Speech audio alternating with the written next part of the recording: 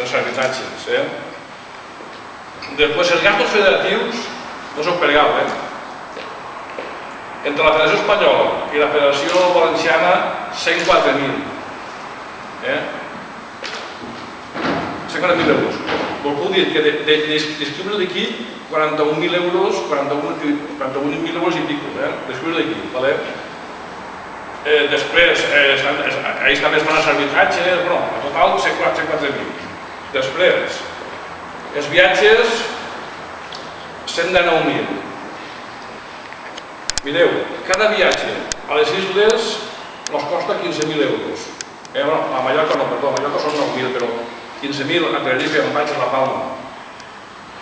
Perquè, és que quan tu dius, és que això, és que no està un viatge sol, vull que arribem allí, ens quedem mitja nit, el dia entrem a entrenar, ens quedem 2 nits, perquè quan acabem el partit no podem vindre perquè els aeroports estan tancats, ens tenim que anar 2 dies d'hotel, més això. Més, quan estem allí, necessitem adquirir 2 furgonetes, perquè nosaltres som pobres, adquirim 2 furgonetes, saps que ens agarren l'autobús, no? Per anar als entrenaments, les furgonetes. I després els microbús anar d'ací a València a l'aeroport, bueno, cada viatge, si conteu que n'hi ha 5 viatges a Tenerife, no? Són 5? Un moment. Però 3 a Canàries, 2, però el de Melilla, això jo diria, el de Melilla és pràcticament el mateix.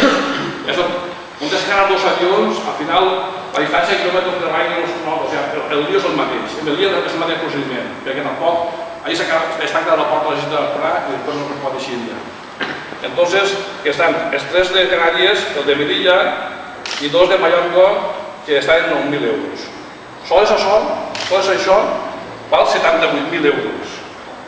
Nosaltres, on en l'autobús, hotel, jo a l'autobús, i després l'autobús. Entonces, podem si ho podem. Si podem anar a Canàries en patera, aniríem, però no podem anar. Bueno, anem per cavalls. El lloc de vehicles, el lloguer de vehicles, els apartaments, mireu.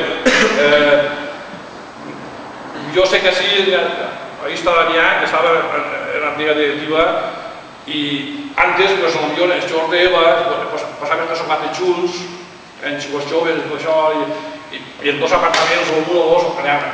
Ara estos, les contrats venen cada un al seu apartament. Alguns venen a la família.